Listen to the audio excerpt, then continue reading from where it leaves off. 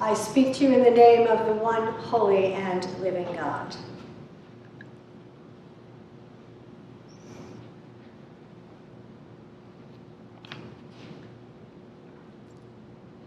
It was the best of times. It was the worst of times. It was the age of wisdom. It was the age of foolishness. It was the epoch of belief. It was the epoch of incredulity. It was the season of light. It was the season of darkness. It was the spring of hope. It was the winter of despair. 2,500 years ago, third Isaiah, the poet, could have spoken those very words written by Charles Dickens in his Tale for Two Cities. Isaiah could have spoken those words to the Jews who were living in exile in Babylon. 5.5 centuries later, those words are equally applicable to Jesus in his context. Last Thursday evening, our bishops' committee gathered and agreed Charles Dickens' words continue to endure. It was the best of times. It was the worst of times. It was about 8 months ago. We were a people who were preoccupied with buying our airline and theater tickets, planning our next hike, cruise, or family vacation, all good things, but things in God's economy that do not last and ultimately do not satisfy. And just 4 months later, we were people preoccupied with waiting in long lines and spending inordinate amounts of money on things like bags of rice and beans and tuna fish and mountains of toilet paper. All good things again, but things in God's economy that do not last and ultimately do not satisfy.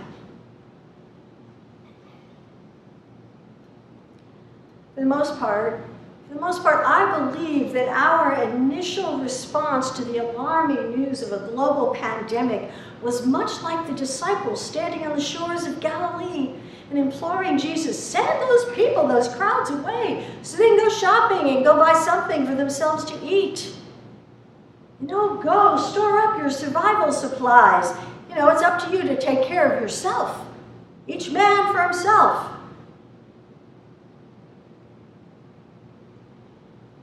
Jesus will have none of that.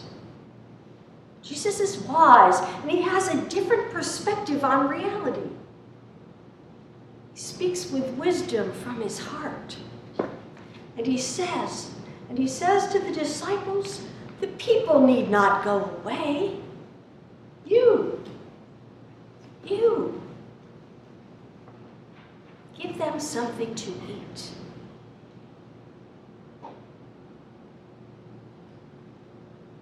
Isn't it interesting? I think it is.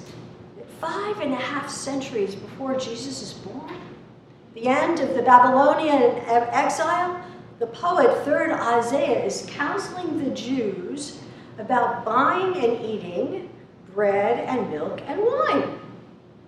You see, the context is for 2 generations, 2 whole generations, many of the Jews have been living far south of Jerusalem in exile in Babylon.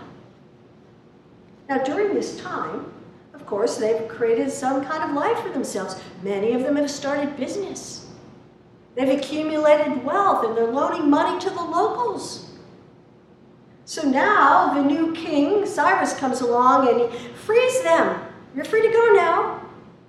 And many of the Jews are reluctant to leave. Why? Because they've bought a lot of stuff. They've accumulated wealth.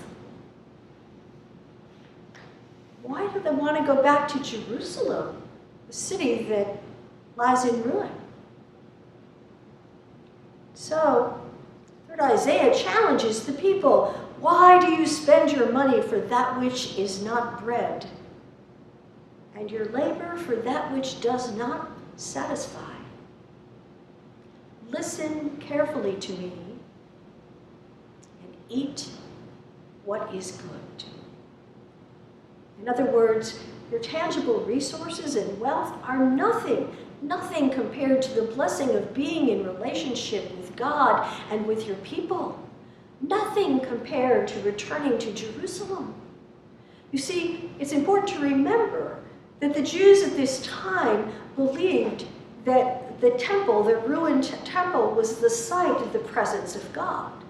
And so now that they're free, they can return to Jerusalem, rebuild the temple, and restore their relationship with the Holy of Holies. Surely, this is more valuable.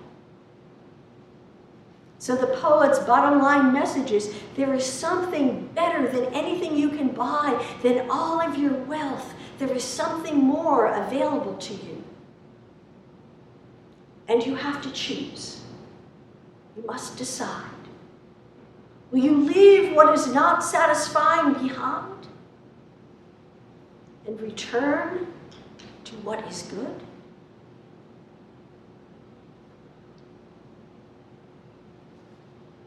Well, here we are, 2,500 years later, and it is the best of times. It's the best of times for stopping the swirl of habitual activity, aimless action, and excessive accumulation. And it's the worst of times.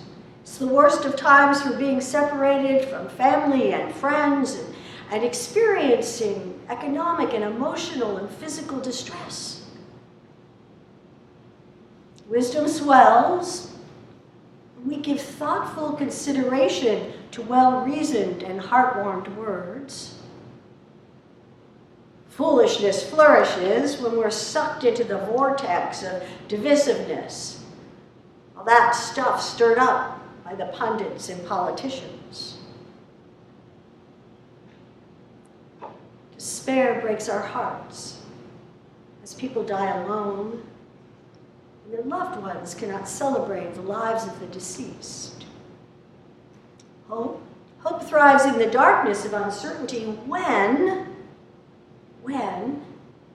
we choose to see our challenges as opportunities. Opportunities to cultivate the garden of goodness in our shared lives.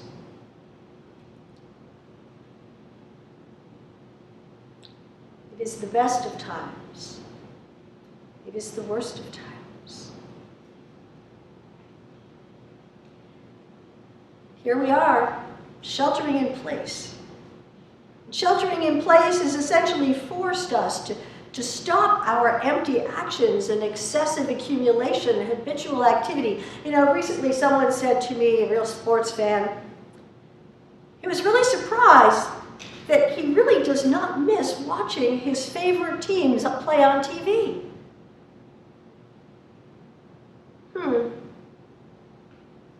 Something that didn't really last. What do you miss? See, today we have the time, the opportunity to examine our lives in light of our values, to decide what we do and what we do not miss, to let go of things that do not last and hold fast to things that truly satisfy. We have the opportunity to leave behind whatever is not life-giving and cultivate the garden of goodness in our shared lives. 2,500 years ago and today, the message remains the same. Why do you spend your money for that which is not bread, and your labor for that which does not satisfy? Listen carefully to me. Eat what is good, so that you may live.